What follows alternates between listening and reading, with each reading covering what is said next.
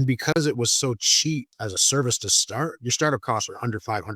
Like it was almost a no brainer. All right, everyone. Welcome to this member interview with Michael Singer, who's the founder of Fairly Frugal Solutions. And today he's going to share his story about the achievements he's made with his AI automation agency. And he's had some remarkable success so far. So I'm very excited to jump into this. Michael, thank you for joining us.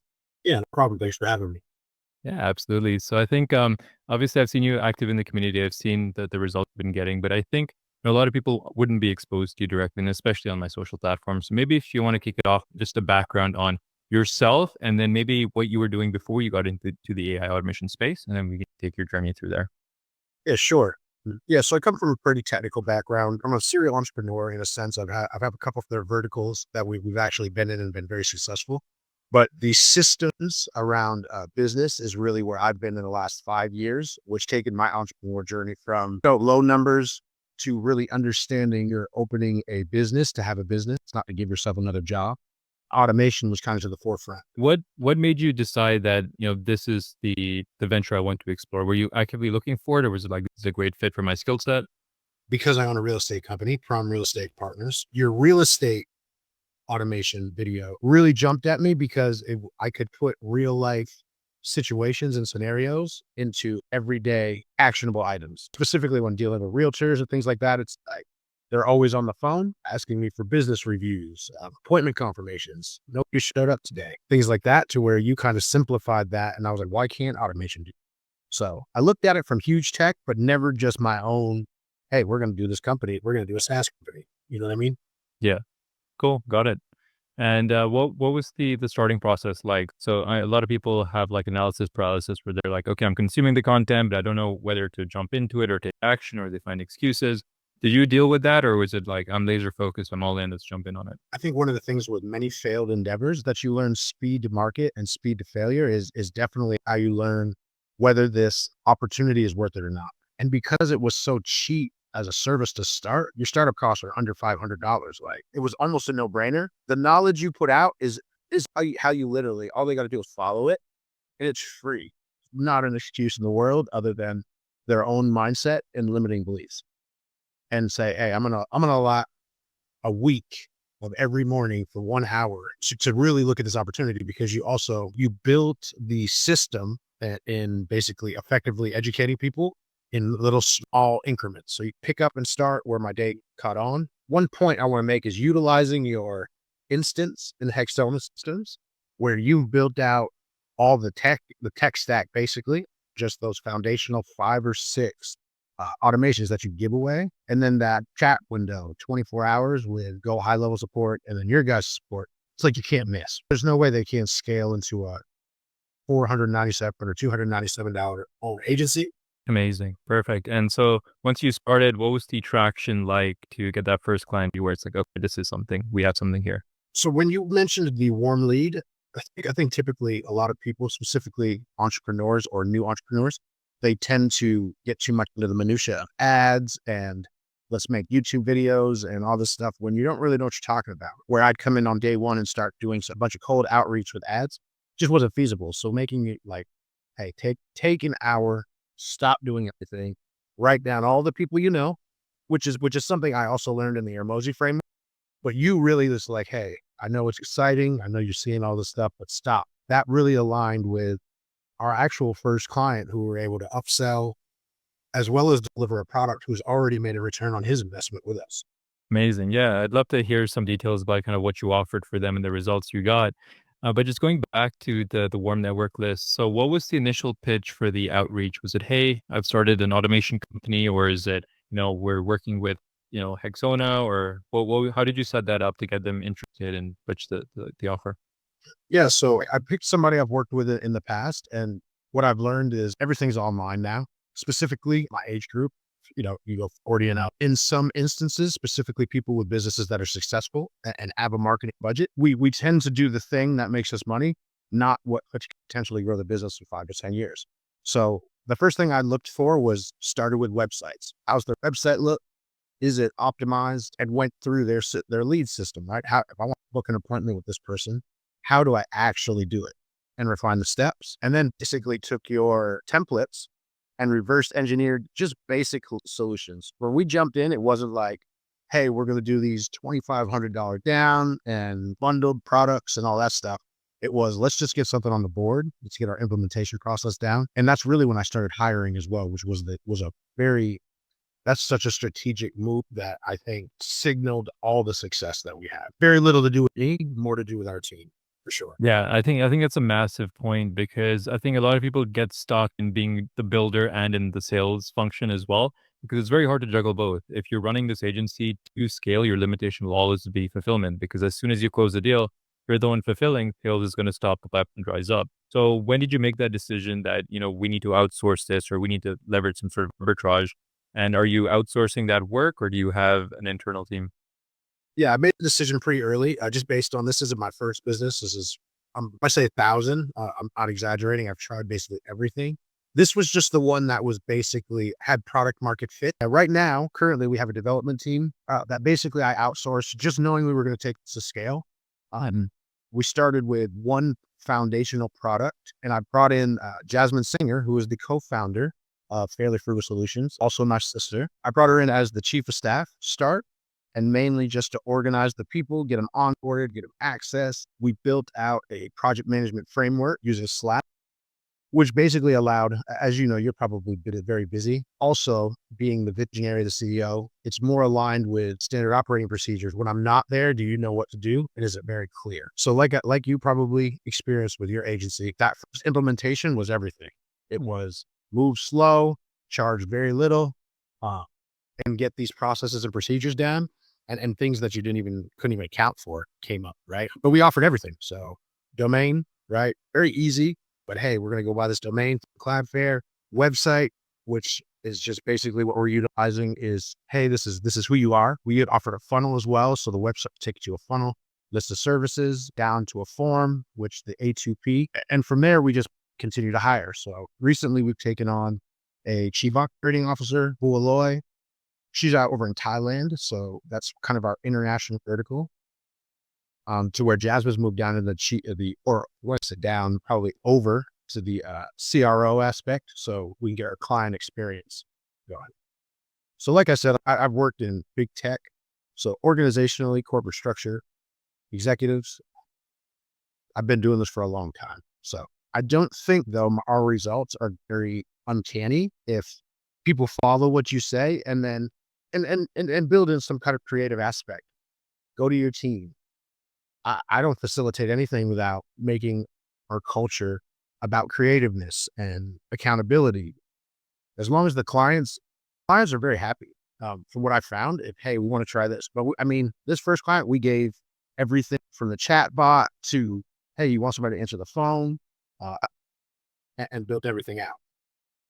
Amazing. Yeah. And I think your experience in big tech also shows through that because a lot of people like into the community, they don't have a lot of work experience. So they haven't seen the inner workings of an organization. So they don't know how to set up their org charts or who to hire or, how to document SOPs and train people. So I think that's another essential part of what I need to provide into the community to give people that knowledge because it's going to be a limitation to scale. And I think you've been able to hit the numbers you have just because you've foreseen these problems that were to come. So yeah, that's awesome. And funny coincidence, my sister's also like my number two at the company. Yeah, we should. I don't know about you, but they know how to. She keeps me very humble, and also she comes from not a tech background. So one of the things that I think you can probably attest to is some tech people have. I'll just speak for myself. I have certain ways of doing things that may not foundationally be the way to do it today. To where I've been able to just as a CEO, the hardest part sometimes is to step away and let everybody kind of do their thing. But it has been the blessing, and I want everybody to kind of understand. Like this first 2 to 3 weeks wasn't any deals. It was literally, but the expectation wasn't there either. The first 30 days was to really foundationally understand your offerings and what you're talking about. Just from a website perspective, you could spin up websites and funnels with a template in an hour and traditionally sell that for $300 one time and maybe $50 a month.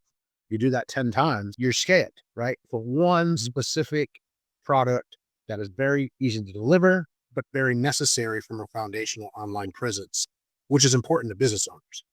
Yeah, absolutely. And it's something that they all understand. There's tangible value that they see immediately from it. Like a website you can physically see in front of you. An automation that that we understand is very valuable, they don't really clearly see it if it's running on the back end and it takes some time to kick in and there's a whole training process involved. So website for me is a great foot in the door offer. It's very tangible, it's clear, and the ROI is understood. So it's great to start with that, and I think that's also what I push in the community as well. So I think let's do a pivot into some of the results that you got because I saw obviously what sparked this was the post that you made inside of the community. I think it was about $15,000 that you closed in the first 45 days. So I'd love to see what the breakdown on that is, what services you offered, who you sold to. Yeah, sure. Let me pull everything up. So 15.28. This was our first four products, first four clients, opportunities, so to speak. I'll throw a little bone for some of your viewers and stuff like that. Foundational online package is very underestimated and very important. But what we offer in that initial that brought in that 15K per month was a booking funnel, a smart calendar, a business phone number, automated messages, confirmations, reminders, review requests, payment and invoicing, right? That's something that people struggle with from a gateway perspective that's completely integrated. The CRM dashboard, and we offer an optional subscription setup that really allow. And I mean, the fulfillment on these are all. You teach this all in your free community, and just package it together. And I mean, they can charge upwards of.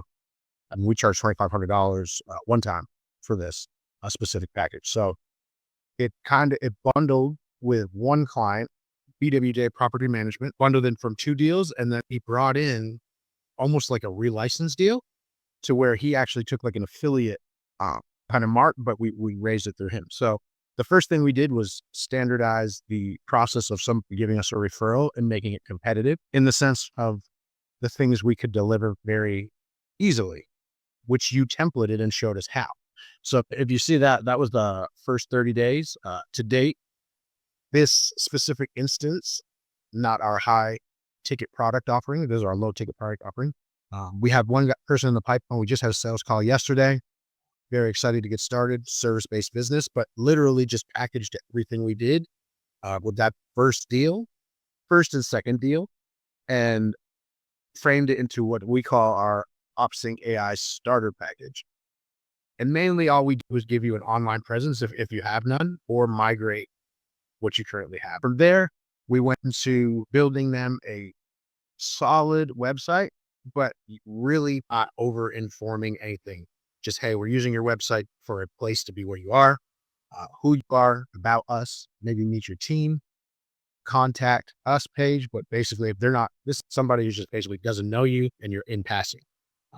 If they're interested in your products, we take them straight to the funnel, which we also built out. But that funnel was very basic in the sense that really we're just getting him to opt in to where these automations opt in and potentially book.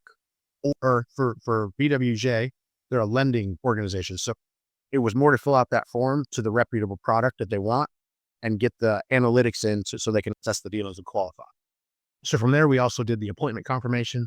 We set a Google review. So we did Google review business page, got them all qualified through Google, all that stuff. On the no call text back feature, where we just took the A2P registration and the phone number through Go High Level, didn't even put anybody on it, right, to answer it. Just allowed them to separate their personal calls to a business related phone number. That worked tremendously, and bringing everything under one umbrella to where, hey, when I get home from my 9 to 5, which most small business owners aren't just working entrepreneurial every day, they're transitioning into that. And I think one of the goals that we've always had going into it is helping them make that transition. So what can get them an ROI as quickly as possible, even if it's a small win. And look, they were just very happy they didn't have to do most of it, to be 100% honest. One of the foundational pieces I want everybody to kind of understand is setting this up for yourself. And already, setting this up for yourself in the agency is 100% different than using your Hexona systems. Hey, here are the 3 instances if you need more. I highly recommend using your framework first, because the things that you don't have set there and the things that are easy that you got to go get set in your own agency, they underestimate severely. Because I know I did. Okay, it was like a blank canvas, and thank you for helping us through that and answering all the questions. So it's been great. Yeah, absolutely. I figured that out through necessity because the licensing program didn't exist when I first made the school committee. I was just sending people to go high level, and that was the exact problem. They're like, "What is going on?" I had no visibility. I couldn't see their accounts. I cannot support them. I couldn't put anything in there pre-made or any templates. So the licensing program was created out of necessity. Where it's like, okay, I need to actually help you guys get off the ground, and I need to be there holding your hands. And then, once you're free, you can just fly off on your own. So that's really why it started. And I think that was probably one of the best decisions I made because it allowed me to just provide so much more support and value. So, and I mean, and I want to call out your accelerator is the next step. Like, I don't want people to jump from your free community. Pay dues. You're not asking so much to where it's. And for me, one of the things that I've learned over a 25-year basically career is I started in this stuff when I was about 15. Like anybody else with LimeWire and Microsoft Office, I would like to just say, learn the basics. Right? Don't be in a rush. There's nothing wrong with taking a quarter of 90 days, setting a foundation, working with you and your team, getting familiar with make.com, getting familiar with Airtable, how that can connect to go high level is just in the next realm of like what's even available. But I mean, you can't do much more than give them a template and this is how you put the names and stuff in there to deliver to their clients. Get a client base, make $1,000 a month, in a retainer, take some home, pay yourself, then jump out on your own. Nothing wrong with it, in my Absolutely. eyes. 100% agreed.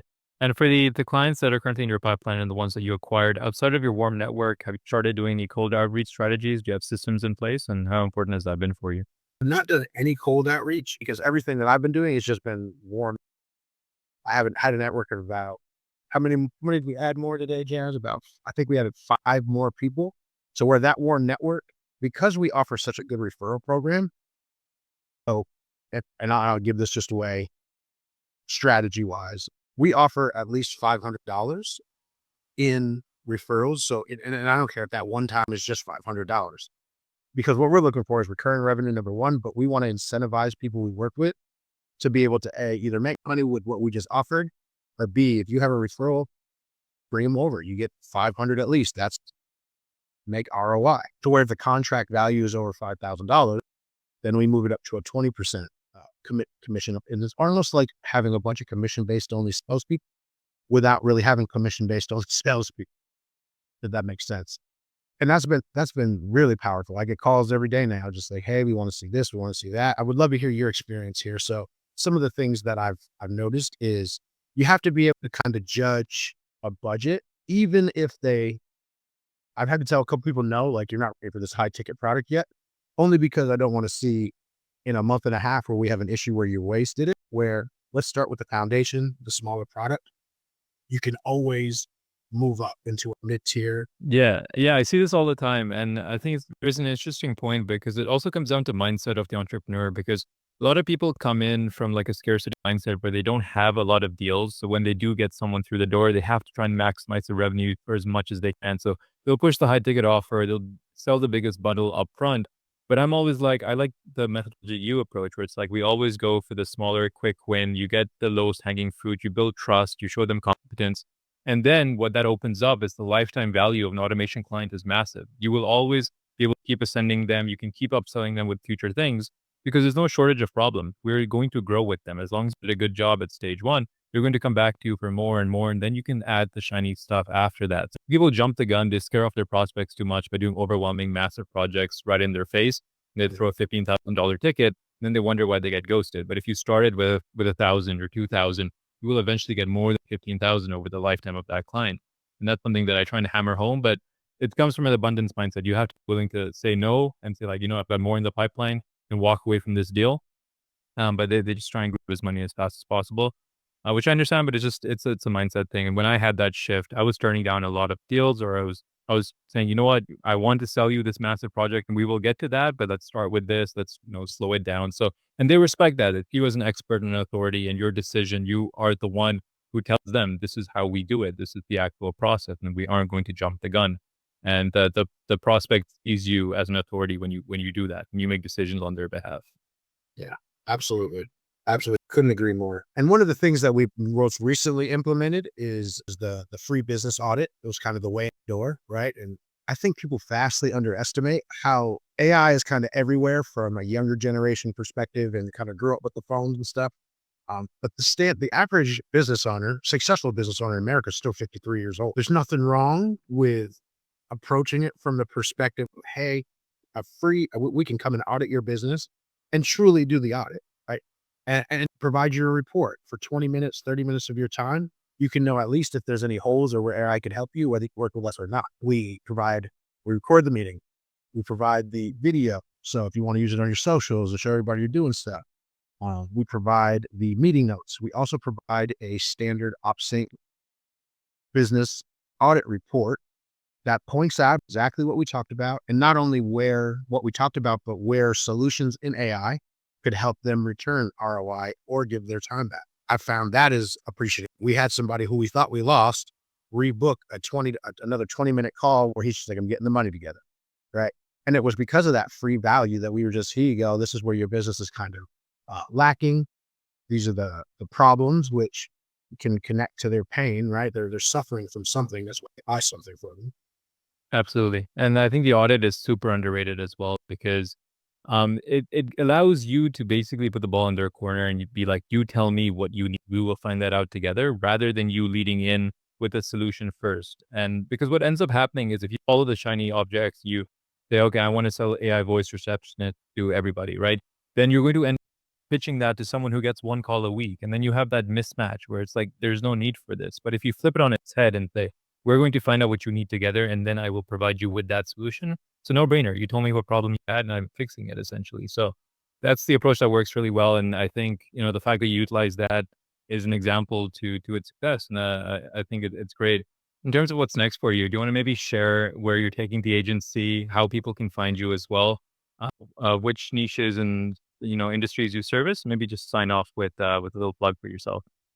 Yeah, sure. You can find us www.fairlyfrugalsolutions.com. Is probably the easiest way. Our agency is staying with our foundational product. Where we're going from here is agents and building out full automated systems on the back end. Our high ticket product, we're working with Wyatt, Carson, and Coda from the 100K AI Mastermind agency right now.